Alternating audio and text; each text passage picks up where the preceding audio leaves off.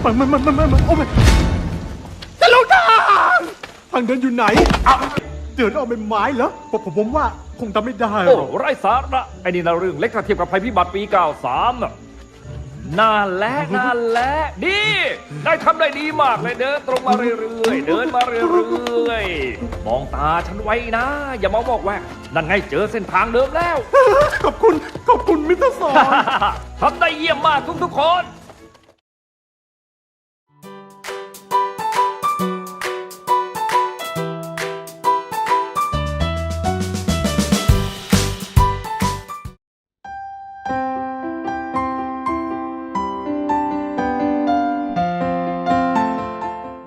Terdapat 5 jenis sumber kuasa dalam subtopik kepimpinan dalam sukan.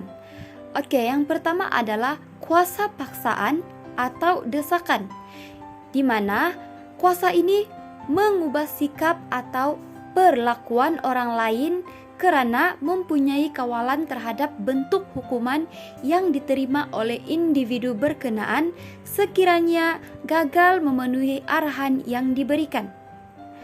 Contohnya, sekiranya seseorang pemain gagal mengikuti arahan jurulatihnya, pemain tersebut mungkin akan dihukum dengan cara meletakkan posisinya hanya sebagai pemain simpanan atau tidak dipilih untuk mewakili pasukan tersebut. Kedua adalah kuasa ganjaran, di mana kuasa ini merupakan keupayaan seseorang pemimpin untuk memberi ganjaran kepada para pekerjanya jika pekerja mencapai matlamatnya sebagai seorang pemimpin. Ganjaran itu ada banyak maksud, contohnya dari segi faedah, dari segi hadiah, dari segi saiko hati, dari segi pujian, dari segi uang ringgit, dan banyak lagi. Oke, ganjaran ini diperolehi setelah seseorang individu berjaya mencapai matlamat dalam sesebuah organisasi.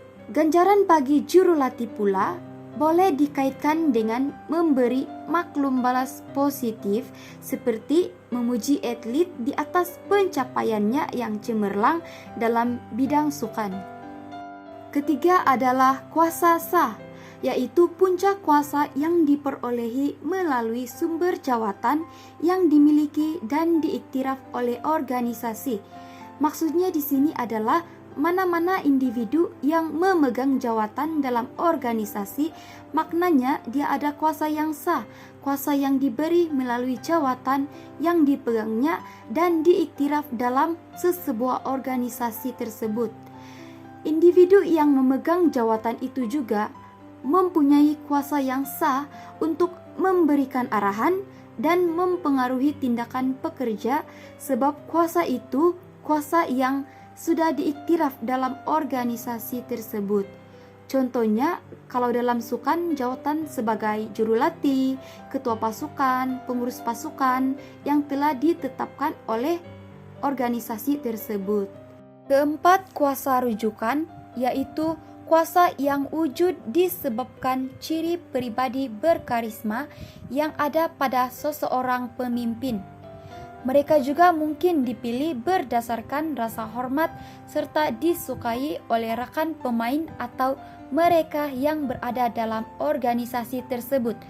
Sebagai contoh, seseorang jurulatih yang dihormati lazimnya dapat mengubah pasukan serta mendapat kerjasama dari para pemain tersebut untuk menghormati jurulatih berkenan. Kelima adalah kuasa kepakaran, yaitu merujuk kepada keupayaan seseorang pemimpin untuk mempengaruhi pengikutnya disebabkan oleh pengetahuannya atau kemahiran khusus yang dimilikinya. Maknanya, pemimpin tersebut dia pakar dalam sesuatu bidang. Sebagai contoh, pemimpin itu dia mempunyai kepakaran dalam bidang sukan, maka dia ada kuasa tersebut, yaitu kuasa kepakaran.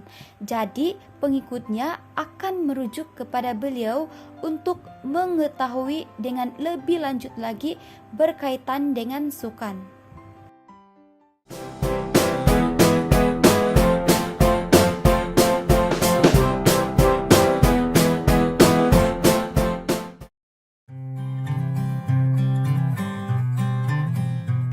Hai murid-murid, selepas topik sumber kuasa, mari kita tengok teori-teori kepimpinan dalam sukan.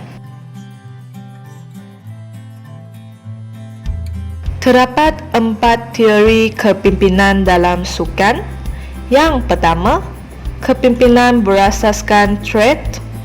Yang kedua, teori contingency fielder. Dan yang ketiga ialah teori haluan maklumat. Dan yang akhir ialah model kepimpinan multidimensi Cella-Duray. Mari kita tengok teori yang pertama, iaitu kepimpinan berasaskan trait. Teori ini berasaskan sesuatu yang dianugerahkan secara semula jadi kepada individu tertentu. Mereka berpendapat bahawa pemimpin yang berjaya memiliki ciri-ciri trait yang tertentu dan berbeza dari kebanyakan orang. Tetapi, teori ini kurang popular sekitar tahun 1960-an kerana tidak menampakkan keseragaman dapatan tentang ciri-ciri kepimpinan yang diperlukan untuk menjadi pemimpin yang berjaya. Maka, penyelidik beralih kepada pendekatan yang baru, iaitu teori contingency fielder yang berasaskan perlakuan. Teori ini melihat kepimpinan sebagai satu kemahiran yang boleh dipelajari. Teori contingency fielder ini menjelaskan bahawa keberkesanan sesuatu kumpulan adalah berkait rapat dengan trait personality seseorang pemimpin dan juga kawalan terhadap situasi yang berbeza. Trait personality pemimpin dikategorikan kepada dua, iaitu pemimpin yang memotivasikan hubungan dan yang kedua ialah pemimpin yang memotivasikan tugasan. Kawalan terhadap situasi pula merujuk kepada aspek mengawal, menguasai serta menangani situasi tersebut dengan berkesan.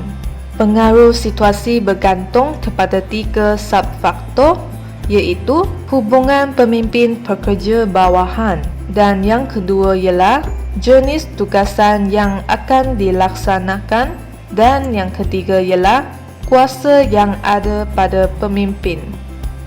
Teori yang ketiga ialah teori haluan maklumat. Dalam teori ini, pemimpin akan menumpukan maklumat di bawah elit. Pemimpin akan bertindak sebagai fasilitator untuk membantu elit mencapai kejayaan dengan menganalisis dan merancang strategi untuk sesi latihan dan juga pertandingan. Contohnya, jika maklumat seseorang elit ialah untuk memecahkan rekod kebangsaan, maka peranan jurulatih sebagai pemimpin kepada elitnya ialah menyediakan program latihan yang dapat memastikan kejayaan tersebut. Teori yang keempat ialah model kepimpinan multidimensi Cella-Duray. Teori ini adalah spesifik untuk bidang sukan. Keberkesanan pemimpin berlaku apabila wujud keselarasan antara 3 pelakuan pemimpin, iaitu pelakuan yang menepati kehendak organisasi. Yang kedua ialah pelakuan sebenar dan juga pelakuan yang diingini oleh elit.